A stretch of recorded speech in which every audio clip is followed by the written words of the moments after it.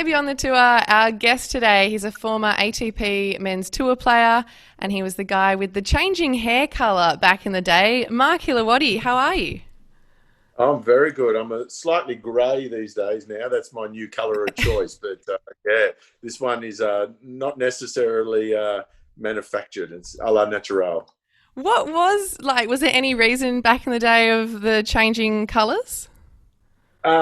Yeah, it's slightly cringeworthy now when you look back at photos and you see stuff. You just go, "Whoa!" Well, you thought it was, and everyone does it. You think it's bloody cool at the time, but then when you look back, you go, "Wow, what is going on?" But yeah, I don't know what it was. Maybe, yeah, I think I was a little bit wanting, obviously, some attention. But yeah, I was running through the colour choice. I had the blue, the fire engine red, a couple of Pink. oranges, and the natural sun kissed blonde as well, which used to glow in the dark almost. So yeah, run the gamut, that's for sure. And it's still Yeah. there. The staples don't show anymore, which is good, but it's all there.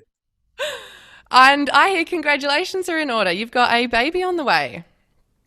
Yeah, we're about geez, 3 and a bit weeks away. So yeah, first one. I get my birthday next week, so I turn the big P Diddy 50. So I have yeah, a great present as my 50th. So fortunately, this is not like a normal tennis lesson where after an hour you give it back to the parents. This one doesn't. This one doesn't do that. This one unfortunately stays for the well, fortunately stays for the entire time. So yeah, it's a whole new world for me and Sally, and yeah, it's been pretty exciting. And we just keep looking at each other, just going, "What are we doing? Holy smoke, this is so weird!" And to see the baby moving in the stomach, yeah, you can't put it into words. It's a different world. Yeah.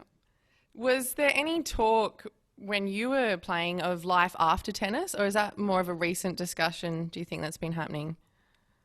I think it's definitely a recent discussion. I think back in the day, it was you fell off the map once you stopped playing. Like you, the tennis circuit was like a community and a circus, and you may not see someone for, as you know, for 3 or 4 months, and then they pop up at some random tournament in Europe, and you regain that friendship for that 1 week, and then or 2 weeks, and then they're off, and then you keep in touch somehow, and then you may see them again 6 months later. So, it was always these random connections, but, once they'd stop, you just wouldn't see them. And that was it back in the day. And there was no real plan. And it was, you know, there was, I don't think there was any real education about that side of things. It was more about you just go as long as you can go. And once you're stopped, or you come to that realization of, you got to not travel anymore because of the expense. It was more about,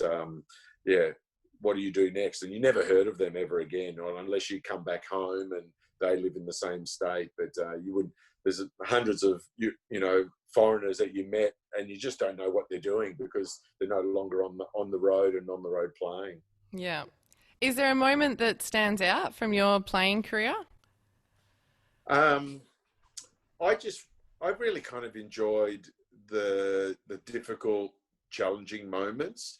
Winning some matches was always fun, and I kind of felt like I enjoyed being not being a performer, but being on stage and competing and performing for people. And no doubt I said some stupid things and acted like an idiot. And now I'll put my hand up and apologise. But at the time, you just do it and you act on impulse. But it's probably the really challenging moments that I kind of look back and go, those were good times. Like when you're down to double digits in your bank account and you got to find a way, and you do. And when you stay in some, every player's done it. I'm sure you've done it. You stay in some hotels and some places that, you wouldn't do it by choice, but, if you had the option, you wouldn't do it, but you got to do it because it's so cheap and you have to do it. So, there's these little random moments that are really, really cool that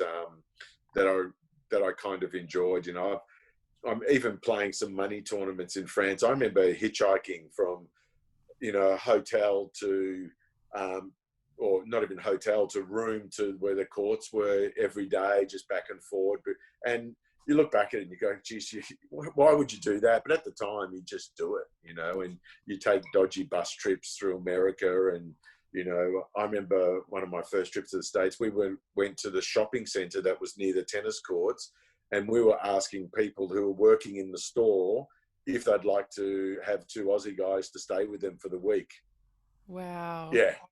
Just because that was like the cheapest, and we would just go shop to shop to see if we could do something like that. And the courts were nearby, so we're obviously thinking that they would be close to the shopping centre and close to the courts. It'd be great. But Did anyone say yes?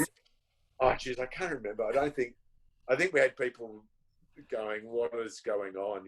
There's two Aussie guys doing this. Like, why would you do that? But yeah, now knowing what America's all about, no chance.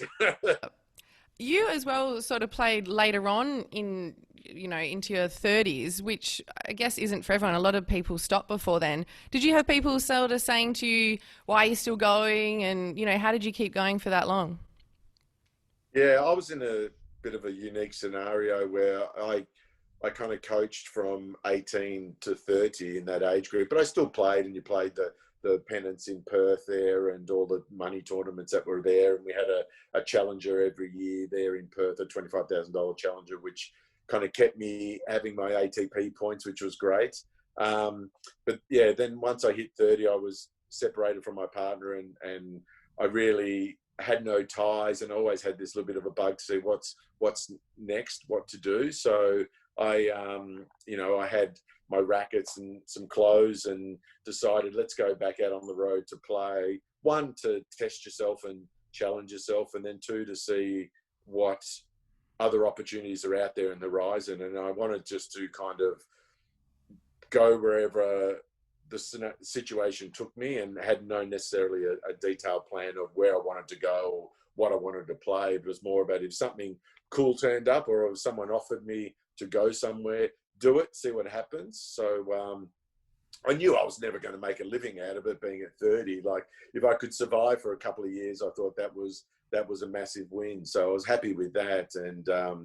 And yeah, so I didn't have that kind of pressure. And I think doing it as a mature age rookie was great as well, because you have the hindsight and a bit of the smarts, and you're not thinking like an 18-year-old kid who, sometimes can't even feed themselves. So what they were doing, I was just sniggering at and laughing at, because you just see it's just wasted energy, and, it wasn't giving themselves the best opportunity. So, and I had a lot of friends that were going, God, Mark, you're 30, you got to think of your future. What are you doing? You're crazy. You got to set yourself up. You'll be left with nothing. And then I had another element of friends that were going, you lucky bastard, I'm stuck in a job that I don't like. I'm trapped, and you're going to do this to travel the world. I hate you. So it's, it's the way you look at it. You can always go back to work. Well, and it's never too late as well. We might still see you again back on the Vets Tour or Masters. Yeah, well, I'll plan for the over 65, so it gives me 15 years of training, and that way my child will be 15. He'll be able to carry my bags and look after me and drive me, hopefully, where I need to go. But Mark, it was so good to see you. All the best out at Royal South Yarra. You guys are doing some awesome things out there when you can get back on court, and all the best to you and Sally with the arrival of Bubby.